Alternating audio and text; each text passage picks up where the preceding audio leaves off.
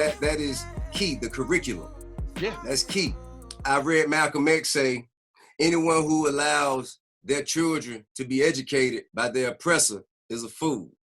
There you go. You go to school, that's, you know what I'm saying, that's the bare minimum. You got to learn that shit because that's what everybody else know. But when you come home, you have a different level of education. It's a whole nother curriculum that you got to dive into. How do we in these schools get our children educated by a respectable curriculum? Because we would never catch our Jewish brothers and sisters sending their children to a school that teaches their children that Hitler is a hero. Exactly. And that's exactly the equivalence of what our children are going into these schools being taught. I think it's very simple. You have to have people have to get in a room and think about the long-term psychological, emotional, and spiritual effects of everything that they're teaching the children. Period. How's this going to affect this kid? The human brain doesn't respond to negative commands like don't. This is important to understand. We should always reach our goals by using positive words. For example, this runner here shouldn't be saying, I don't want to lose, I don't want to lose, because what his brain is actually hearing is, I want to lose, I want to lose. He should actually be saying, I want to win, I want to win. More important than how it interacts with the earth is how the heart's electromagnetic field, projected outwards from the body, may impact and influence others.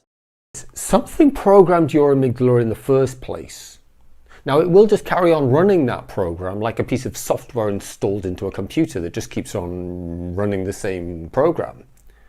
But you can actually reinstall new software. The amygdala doesn't learn something once and then that's it. It's written it into stone and it'll never change it. You can overwrite it, rewrite it. They believe there is a sort of feedback loop between the magnetic and energetic systems of human beings and the earth, and accordingly, that a large number of people with a common emotional feeling, such as in response to a global event, can actually alter the earth's magnetic and energetic fields. Here is the secret. The human heart is the most powerful source of electromagnetic energy in the body, producing an electrical field 60 times stronger than the brain, and a magnetic field more than 5,000 times stronger. This electromagnetic energy envelops the body and extends outward into space. In the first few feet around the body, it can be measured with scientific equipment, but many have suggested it may have traveled hundreds of feet or even much further. Crucially, within this field is encoded information about the emotional state of the heart. Each individual's electromagnetic field interacts with that of the earth, passing on this encoded information. When two people are communicating, they are not only doing so with words, gestures, and body language, they are also communicating through the emotional information encoded in their electromagnetic energy.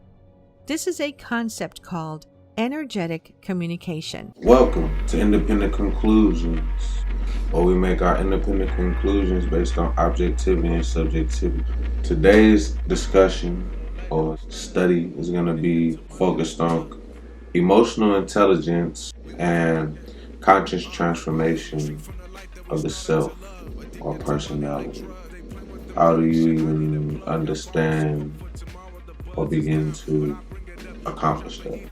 People have to get in a room and think about the long-term psychological, emotional, and spiritual effects of everything that they're teaching the children. Period. How's this going to affect this kid? If you want to effectively overcome anxiety, there's new research showing us how the structures in the brain that trigger anxiety work, and more importantly, what we can do about it. It's yours to download and keep for free. In this video, we're going to look at a structure called the amygdala. It acts like a burglar alarm. It scans the environment for potential threats. And when it detects something that it's been programmed to consider a threat, it's going to trigger a state of anxiety and panic disorder in you. Now, what's important is the way the amygdala is connected in the brain means that cognitive-based therapies don't work very well. They can't change the amygdala. The amygdala tells the cognitive conscious cortex part of the brain what to think, not the other way around. It makes a decision to trigger a anxiety attack or panic attack before the conscious brain even knows what's going on. Let me draw you a diagram. So, the amygdala is a small almond-shaped structure around about here. And the way it works is information from our senses, let's say the eyes, is first relayed to a structure called the thalamus. And the thalamus makes two reports. The first is very quick, brief, and it's sent down to the amygdala. So the amygdala gets the information first. The thalamus then makes a more detailed and full report, which takes a longer time to produce, and sends this up to the cortex, which is our thinking part of the brain. And you can already see a significant feature here. The amygdala has got the information before the cortex. The amygdala gets to make a decision if it sees something or detects something that it thinks is a threat. It can actually fire off a fight, flight, or freeze response before the cortex even has a chance to respond. When the amygdala detects something it considers to be a threat, it sends off warning signals throughout the brain. In the cortex, these are going to start to make us feel anxious, have anxious thoughts. If the amygdala is highly triggered, it can actually create what's called an amygdala hijacking, really takes over the cortex, actually starts to shut down the blood supply. Have you ever had that experience where, I remember when I used to get social anxiety or fear of public speaking in particular, and I would stand in front of a group of people, even though I knew they weren't a threat, my cortex could tell me nothing bad happening, but the amygdala was dumbing me down. I couldn't remember what I wanted to say. I could barely remember my name. The first time that I ever spoke, I was a new immigrant to Canada. I was coming straight from Pakistan, and I went to a public speaking club hoping to just sit on the sidelines and listen in. Unfortunately, they realized I was new there and they said, "Hey you, why don't you go and introduce yourself?" I was absolutely petrified. I went in front of 8 people and I introduced myself. I don't know what the heck I said. I completely blanked out. I came back and I sat in my chair and I said to myself, "Yasser, you are never doing this again." A woman went up after me and she was going to evaluate my speech. And she said, "Yasser, this is the first time you have spoken in front of an audience in a new country. Congratulations. I know you were nervous, but if you come back, I guarantee you'll get better." And just because she saw something in me, I kept coming back and I did get better. That's an amygdala hijacking. Blood supply is diminished, networks are switched off, and so forth. In addition to sending information to the cortex, the amygdala will send a signal to the autonomic nervous system, which is going to send signals down into the body, start to give you an increased heart rate, sweating, and so forth. And the amygdala sends signals to the hormonal stress system, which is called the HPA axis. Overactivation of the HPA axis results in overproduction of the hormone cortisol. Overproduction of cortisol creates inflammation in the brain, which can attack, at least in some people, key structures around here that control mood. So excess cortisol can start to change mood and actually cause depression. This is one of the reasons why I believe that you see anxiety and depression together. It works like this. The anxiety overactivates the HPA axis, overproduces cortisol, which creates inflammation, which attacks key structures in the brain, that then causes depression. If you're like me and you're someone that's trying to get the most out of your body and mind, not only in the gym and the kitchen, but also in the workplace and at home with your family, then you're going to want to start paying attention to how inflammation affects your brain. And here's the thing, we don't always know when it's affecting our brains. So let's take a deep dive into what triggers brain inflammation, but also the steps that you can take to start taking back control of your body and your mind when it comes to inflammation. So let's take a look at how this really works and the foods that you can use to start improving your brain function and reduce that brain inflammation. I'm going to lead right off with some research, okay? And this particular study was performed at the University of Illinois Urbana-Champaign. And what they were looking at was particularly a virus reaction within the body in terms of brain inflammation. So what they did is they took pigs and they injected them with a specific virus, and they monitored the reaction within the brain. Well, what they found was that those that were injected with a virus had an increase in what is called microglia. Microglia is an immune cell, so there is an immune response. Well, consequently, there was also an increase in gene expression when it came down to inflammatory reactions. So there was an increase in inflammation in the brain. Well, to add insult to injury, those that experienced the brain inflammation also performed poorly on spatial awareness tests. What does this simply mean? It means flat out that there is a strong correlation between inflammation in the brain and poor cognitive function. Period. End of story. Now, there's also been a lot of links with depression and inflammation as well. In fact, a 2006 German study took a look at this and found that those that were prescribed SSRIs, which are typical antidepressants, had much less of a response in their depression than if their SSRIs were combined with an anti-inflammatory like Roboxin. Now, I'm not saying that you go out and you just take pharmaceuticals, not by any means, but the simple science shows that brain inflammation and depression are definitely improved when SSRIs are combined with an anti-inflammatory. So this just goes further and proves the point that brain inflammation is linked to a lot of negative things. So what ultimately causes this brain inflammation though? We have to take a little bit of a deeper dive. Well, the main thing is our diets, okay? High fat, high sugar diets. Now, studies have shown that if you combine high fats and high sugars, you will have an increase in brain inflammation. But additionally, we have to look at things like a leaky gut, so poor digestion. We also have to look at simple things like environmental toxins and overall stress.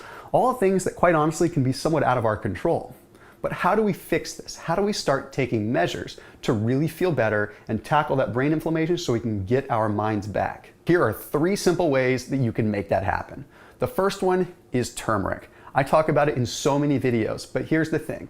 Turmeric reduces the gene expression that's associated with inflammation, okay? It reduces something known as nuclear factor kappa B, which you're probably becoming a little bit familiar with because I'm talking about it a lot lately. This nuclear factor kappa B regulates inflammation within the body, sort of from the epicenter. So turmeric plays a big role in reducing that, which means that it can help us out with inflammation not only throughout the body, but also in the brain, help turn off the switch that triggers that additional inflammation in the brain. Okay, the next thing that you can do is take DHA or fish oil. Now here's the thing.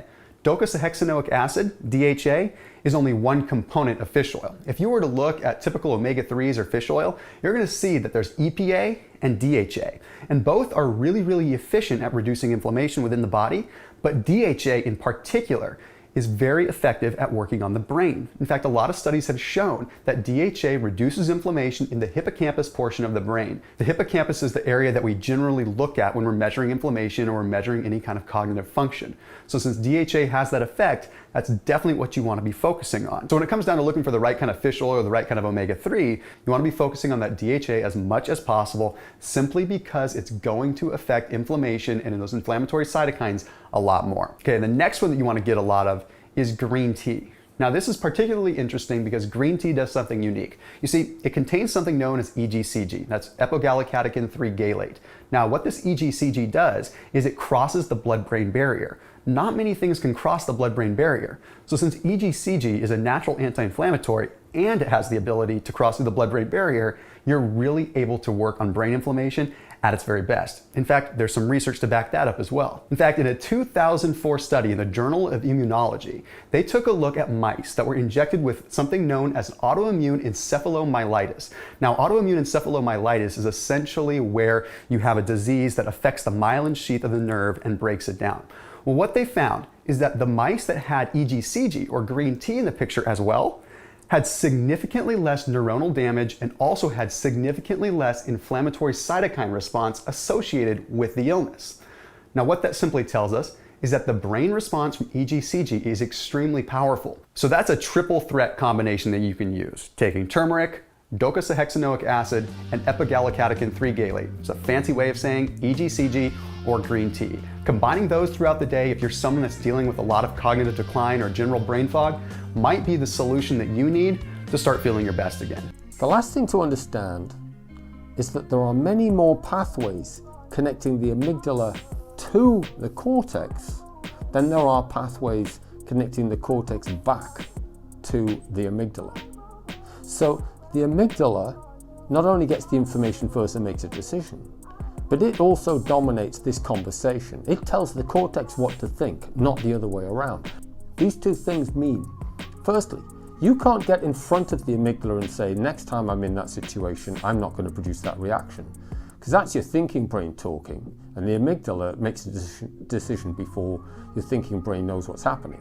The second thing is, even after the fight or flight or freeze response has begun, you can't override it with your cortex. Your cortex won't tell your amygdala what to think. It's the other way around. So because the amygdala receives information before the cortex, you can't get in front of it and stop it reacting. And because the amygdala makes more connections into the cortex than the other way around, once the amygdala has been triggered, you can't think your way out of it. All of those cognitive-based therapies that change the way that you think are very ineffective for this type of anxiety. I did them, and I would still feel triggered by the anxiety. I could cope better with it, but it was still this horrible, unsettling feeling, and I just didn't know where it was coming from. Now I do. It was coming from my amygdala. I should say, not all anxiety originates in the amygdala. You can have anxiety which is more predominantly based in the cortex, for which cognitive-based therapies are going to be more effective. I'll discuss in another video how you can determine whether you've got more amygdala-based anxiety or cortex-based anxiety. But for now, let's continue with the amygdala. Okay, now for the exciting bit. What's the solution to amygdala-based anxiety? Well, we already know two things that you can do to change the way the amygdala works. The second thing you can do is the amygdala learns by experience. So you can reprogram it. You can re-imprint new information on it. When you expose the amygdala, or expose yourself, to the things that trigger you in little baby steps, and ideally if you keep a great state of relaxation while you're doing it, your amygdala can learn, oh, so I can be in contact with this thing and this scary state, and at the same time I feel relaxed, and at the same time nothing terrible happens to me. The first one, the meditation brain training, you have to understand you've got to use the right technique with a sufficient intensity and so forth. The thing to understand about that is something programmed your amygdala in the first place. Now it will just carry on running that program like a piece of software installed into a computer that just keeps on running the same program. But you can actually reinstall new software. The amygdala doesn't learn something once and then that's it. It's written it into stone and it'll never change it. You can overwrite it, rewrite it. This is a podcast / research forum study. The world we have created is a product of our thinking. It can't be changed without changing our thinking. Albert Einstein. That former NFL player who was arrested after brawl with United Airlines employee was all caught on camera. Did you see this video? It's crazy. When you think about an effective leader, what characteristics come to mind? Chances are you picture someone who listens to their team. They stay cool under pressure, know when to trust their intuition, and they never let their emotions get the best of them. They stay cool under pressure and they never let their emotions get the best of them. And who are we talking about? When you think about an effective leader, and they never let their emotions get the best of them. People like this have a high degree of emotional intelligence. They're crazy. You know, because people, they're dealing with delayed flights, canceled flights, so they're going into the airport coming in already. hot. Bianca, I think you can talk. You've never punched anybody, have you? Well, I've never, in my mind, maybe. Oh, she's knocked some people out of her mind. In my mind, I've definitely, the KO. But like, you're so right. All of our buttons are pushed. They're all pushed. So you just need someone else to say something. You're just like, oh, Right. But also, you get a lot of people on there that are just like, everyone's unhinged. Yeah. Everybody's unhinged. I flew into Newark the same day, like just before that You happened, did? so I could have been getting knocked out, which you probably would have loved. And I have to say, listen, I feel sorry for the people who work for the airlines because, you know, they're getting gotta it from deal all with it. ends. But some of them, I have to say, they push the buttons too. Oh. Don't no, get me started. I've True, seen true. it. Yeah. I've seen it where, like, you could have said something a little nicer to yeah, that like person. TSA, you saying Instead, TSA? you Started it up. exacerbated the situation a little bit. But like I said, everybody's at their wits' end. Yeah. They've had it up to here. Right. Emotional intelligence, or EI, is the ability to recognize your emotions, understand them, and see how they affect those around you. Having high emotional intelligence also means you understand other people's emotions. This allows you to manage your relationships better and avoid potential conflicts. There are 5 elements that define emotional intelligence. The first is self-awareness. When you're self-aware, you know how you're feeling all of the time, and you understand how those feelings are affecting the people around you. Yes, self-awareness is so important because something that you will run into is people that are not aware of themselves, don't know themselves, is what I was gonna say.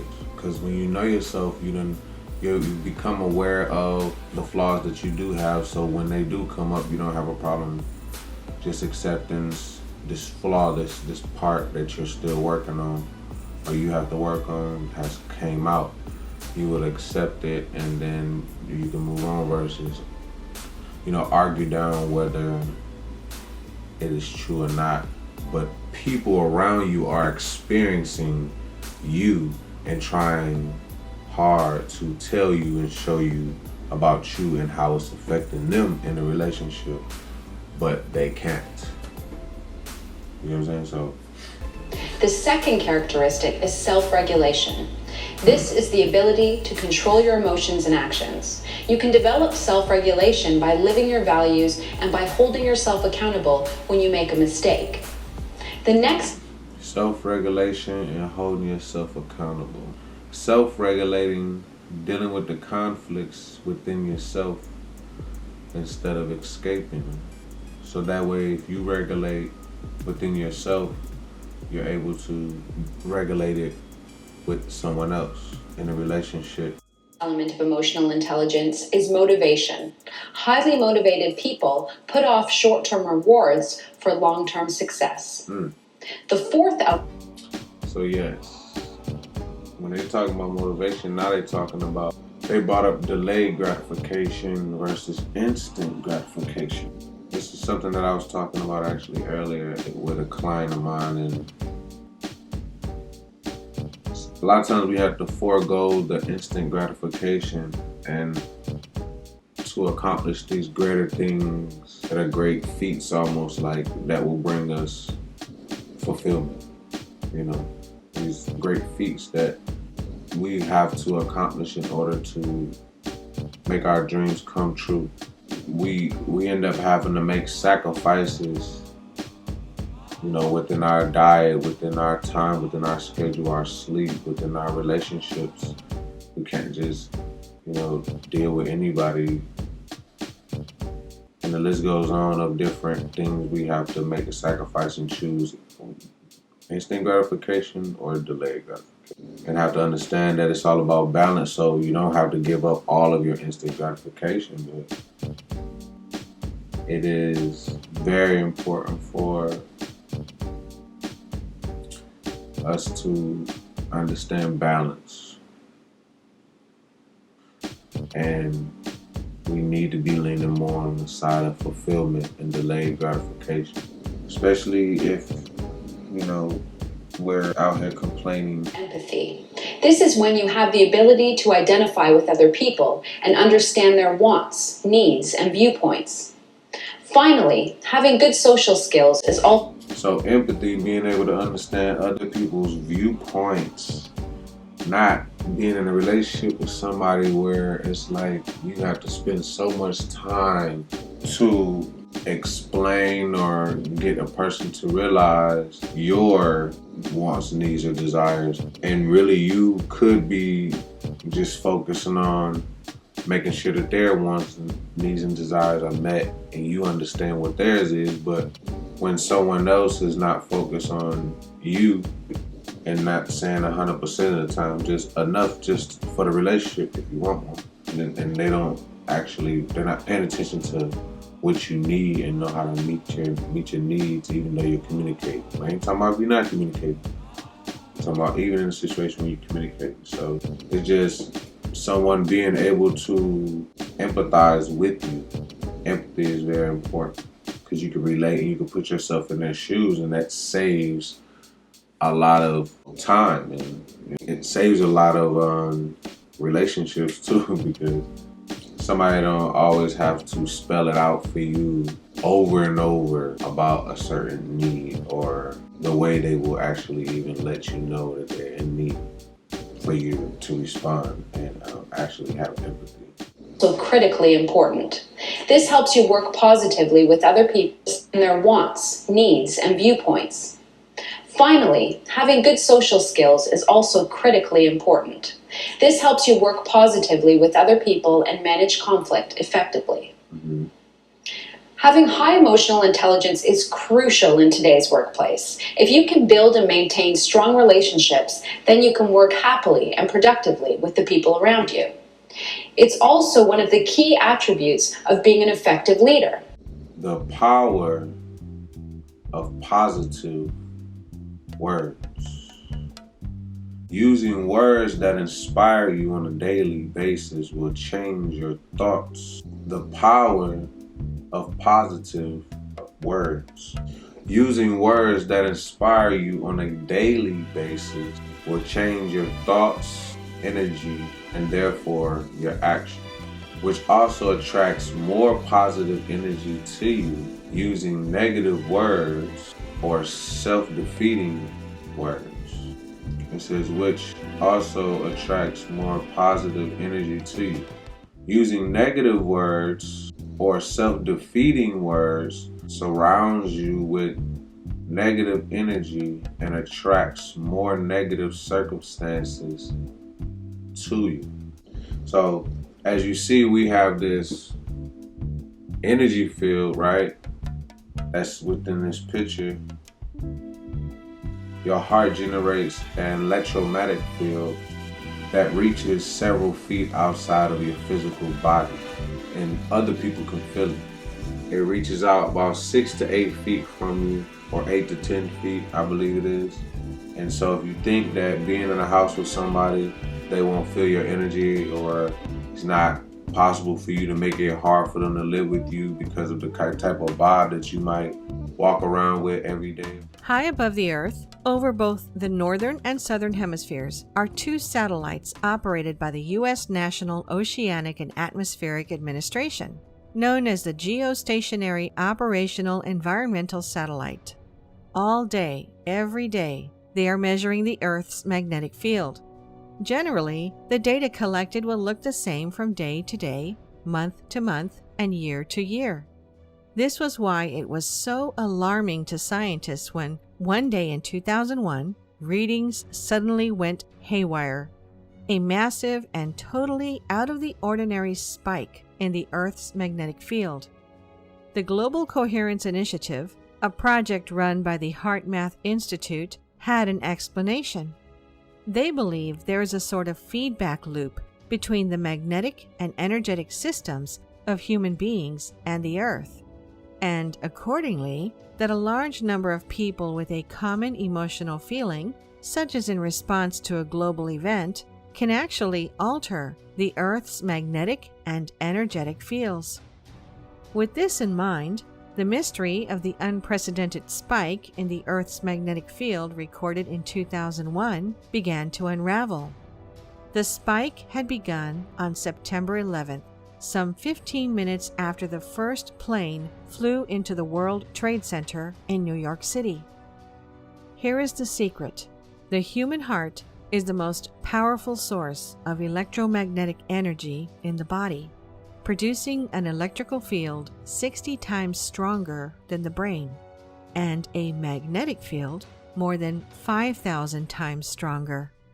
This electromagnetic energy envelops the body and extends outward into space. In the first few feet around the body, it can be measured with scientific equipment, but many have suggested it may have traveled hundreds of feet or even much further. Crucially, within this field is encoded information about the emotional state of the heart. Each individual's electromagnetic field interacts with that of the Earth, passing on this encoded information. According to the Global Coherence Initiative, on 9/11, as the world watched while the Twin Towers fell, so much emotional information was being projected into the Earth at once that it spiked the Earth's magnetic field.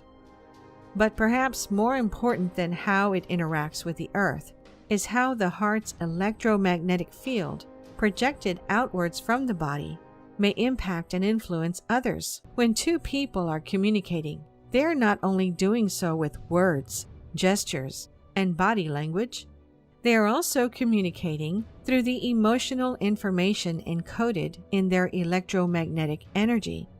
This is a concept called energetic communication. Studies have shown how this works between people and animals. Going further, studies have shown that a mother's brainwaves can become synced with her baby's heartbeat. As one such study described, it appears that when the mother placed her attention on the baby, that she became more sensitive to the subtle electromagnetic signals generated by the infant's heart. These findings have intriguing implications, suggesting that a mother in a psychophysiologically coherent state became more sensitive to the subtle electromagnetic information encoded in the electromagnetic signals of her infant. More simply, the study conducted that the electromagnetic signals generated by the heart have the capacity to affect others around us. In other words, the idea of picking up on someone's vibes is not hyperbole, but rather a scientific reality. If electromagnetic fields affect all of our biological systems, and through energetic communication, the systems of those around us, if sending out and picking up vibes is a real thing, then imagine how this knowledge might be used on oneself and towards others. These types of stories may seem unbelievable, and yet they are not rare for recipients of heart transplants, who in many cases have mysteriously taken on the characteristics and even memories of their donors. How can such a thing be possible? The human heart is unique. It is the first organ developed by a baby inside their mother's womb. The heart beats before the brain is even developed. It is the last organ to stop when a person dies, and in fact can continue to beat for some time when it is removed from the body. It is the first and last, the beginning and the end. But it is more than that. In the early 1990s, a scientific study discovered that the human heart contains some 40,000 sensory neurons, the same as those found in the brain. Through these neurons, the heart and brain are engaged in an ongoing dialogue. Common knowledge asserts that the brain is the center of consciousness, perception, and thought, that in effect, the dialogue between the heart and the brain is being led and directed by the latter. Yet, the study showed that the heart was actually sending more neurological signals to the brain than vice versa. As scientist and author Greg Braden described it, our brain receives many of its instructions on what to do from the heart. Studies show that the heart is able to think, feel, and have emotions on its own. In other words, it is often the heart leading the dialogue with the brain. Through nervous system connections and hormones created in the heart via the biomechanical information of blood pressure waves and through electromagnetic fields, the heart assists with a person's sensory experience and emotional processing with reasoning and memory.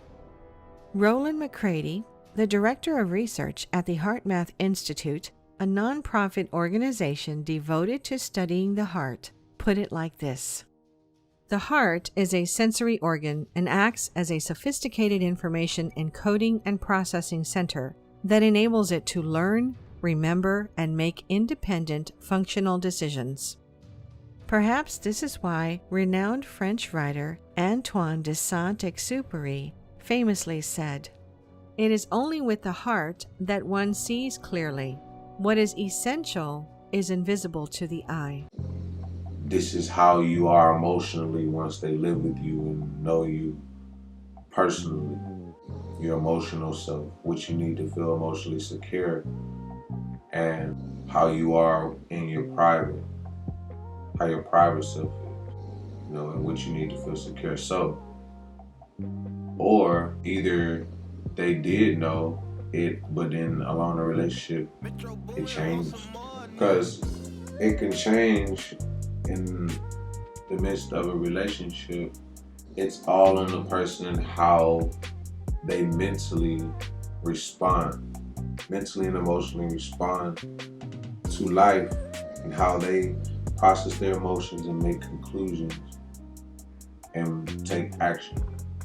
What kind of fuel do they have in their mind, in their emotion? Is it the fuel that will lead them to, healthy outlets and healthy reactions and actions, or unhealthy ones? An idea of what it is to be emotionally sound. It involves the ability to perceive, appraise, and express emotion, the ability to access or generate feelings when they facilitate thoughts, the ability to understand emotions and emotional knowledge, and the ability to regulate emotions in order to promote emotional and intellectual growth. So that's an idea of what it's like to be emotionally sound. And of course, we all want to be emotionally sound. Emotions, dealing with the mind, of course, a major part. And so if you got an unhealthy mind, that's what it means. You have an unhealthy emotional self, or emotional life, right? Emotional energy. Your psychology is kind of like messed up, need a little work. Good afternoon, my name is Jackson, and today I'm going to be talking to you about how words affect us. To start off, I'd like to tell you a little story. So if you'd all please, close your eyes and imagine with me.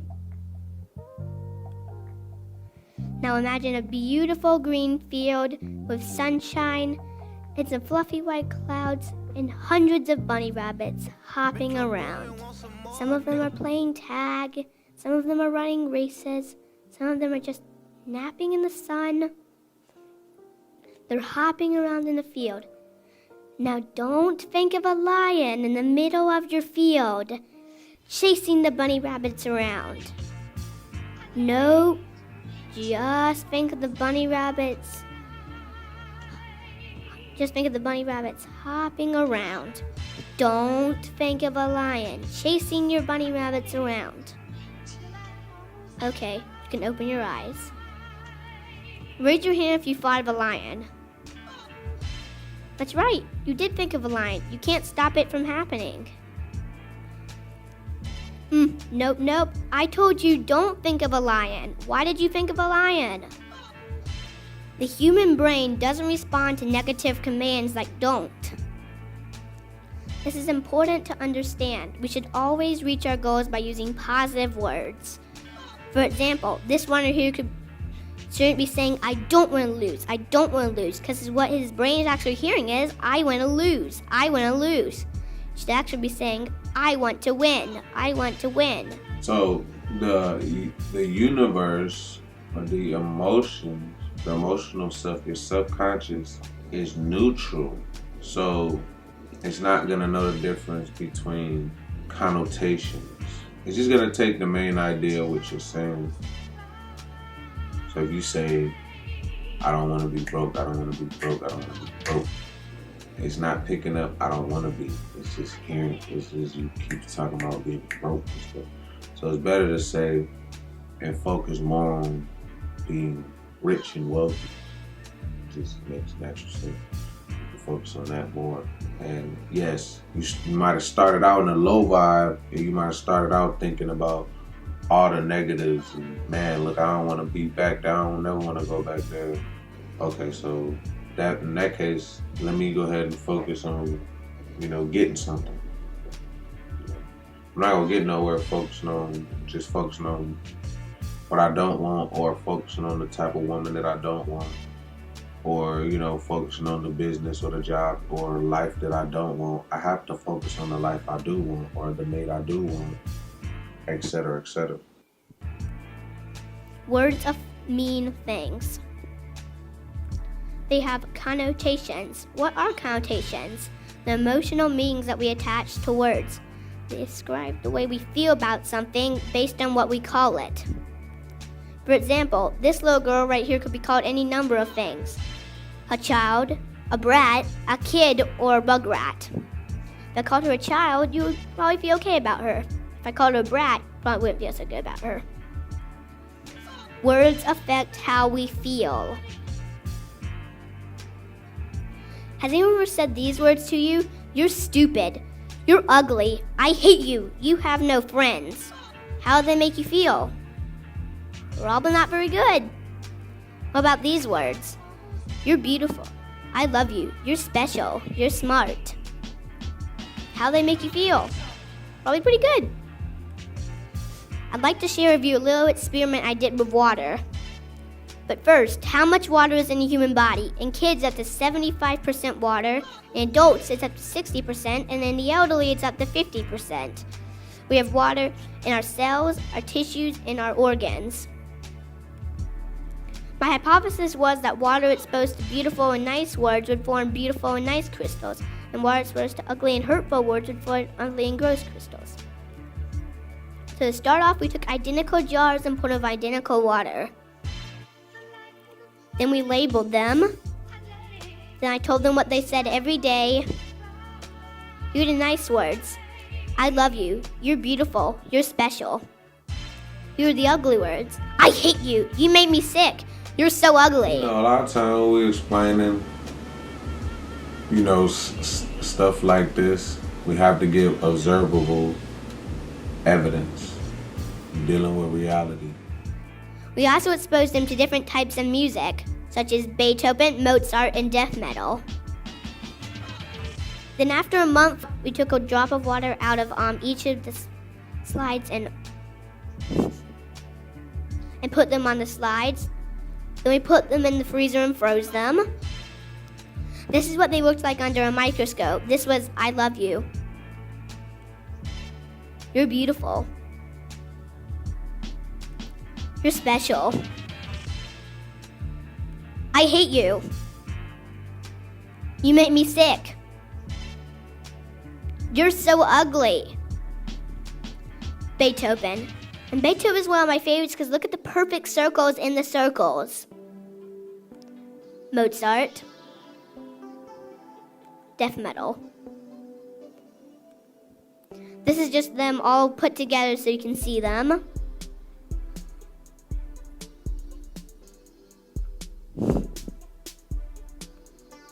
My hypothesis was right.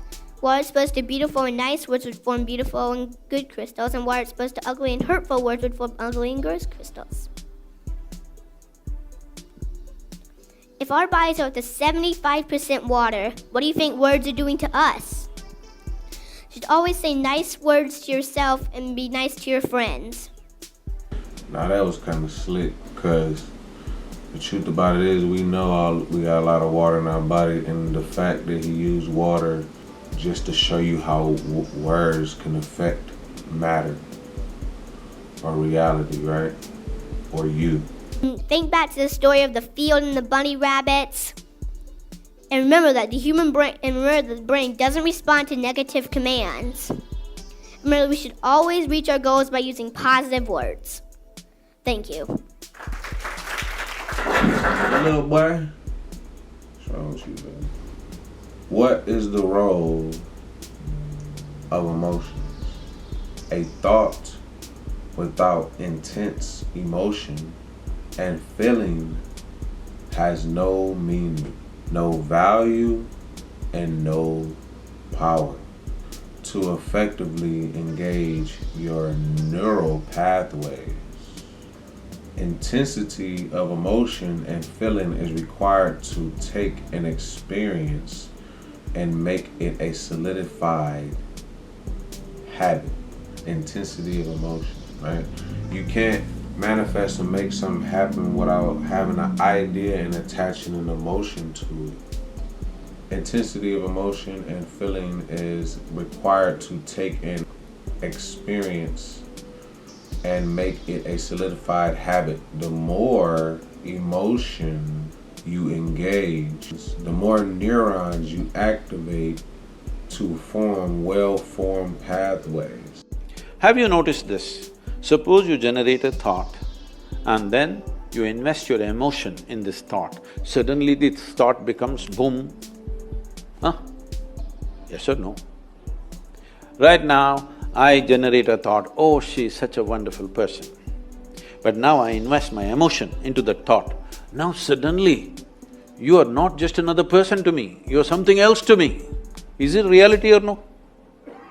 Just because you invested your emotion into your thought, now there is a next thing. If you invest your life energies into it, consciously, suddenly this will become something else altogether. Suddenly, you become like, life is a play. So, the more emotion you engage, the more neurons you activate to form well-formed pathways. Emotion and feeling act as the glue that binds you to experiences. That's why when remembering something, you're not remembering anything without an emotion involved, because emotion and memory go hand in hand. So when you want to remember something, that's why it's good to make a connection to it, maybe give something a nickname when you're trying to study. You know how they do certain study habits of putting a name to something in order to remember something that you will remember it by. Same thing. It says the emotions and feelings act as the glue that binds you to experiences. They are the juice or energy behind your thoughts that give power to your memories, goals, hopes, and dreams. It gives power to it. If you don't have emotion or positive emotion behind this dream or this idea that you have in your head, you're not gonna take action on it. So if you have a dream or passion or idea, something you've been seeing since you was younger, and you see that dream or that vision, but then you shy away from it because you fear doubt, that's when you are operating in low self-esteem, not believing in yourself and putting the emotions behind the idea that will fuel it. Because there's certain emotions that are under a certain frequency that are inactive versus certain emotions that are more active, right? And we'll talk more about that. Emotional vibrational frequency. The Latin root word for emotion, emotere, literally means energy in motion. How many times I've said that? That's why I love finding material that breaks it down, and it's not just what I'm saying. In and of itself, emotion is neutral. It's neither positive nor negative. What you think of as emotion is actually the experience of energy moving through your physical body. We experience emotion as energy frequencies and their correlating physical sensation in the body, such as expansion and contraction. Expanding as you go up the scale, contracting as you go down the scale.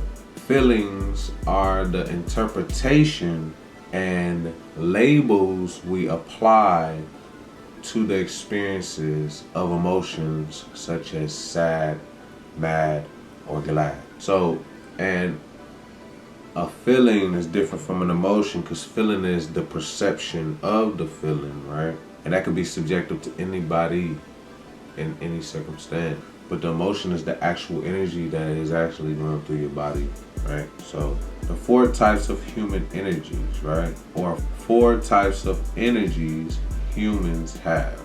In the body, thermal energy helps us to maintain a constant body temperature, thermal energy. Mechanical energy helps us to move, and electrical energy sends nerves, and electrical energy sends nerve impulses and fires signals to and from the brain. Electrical energy sends nerve impulses and fires signals to and from the brain. This is a lot of what we're talking about in this video as well. Energy, or this energy, is what we're talking about. And now this is the last one, I believe. Energy is stored in foods and in the body as chemical energy. What are the different types of energy? 5 layers of human energy fields. 5 layers of the human energy field. How to detect energy fields. It takes someone with clairvoyant ability to see the 2nd, 3rd, 4th, and 5th layers, which can, but not always, look completely different from one individual to the other. Okay, so it says the physical energy, etheric energy, mental energy, and spiritual energy, right? Right now, I'm gonna go ahead and 5 types of energy, and I'm gonna just read a little bit of this little breakdown. It says emotional energy body. The 3rd layer in the human energy field is the emotional layer. This is where we experience emotional energy. Each of the emotional energies have specific rates of spin, right? So this is what we talking about, vibration. Like, this is like atoms itself, period. Everything is made of atoms, like whether it's water or whether it's something like concrete. Said differently, they each vibrate at a different frequency. Thus, anger feels different from joy, etc. It's quite a paradigm shift when we realize that our emotions are not ours. They are just different frequencies of energy passing through our emotional energy field. The practice is to allow them to come and go without avoiding or repressing them.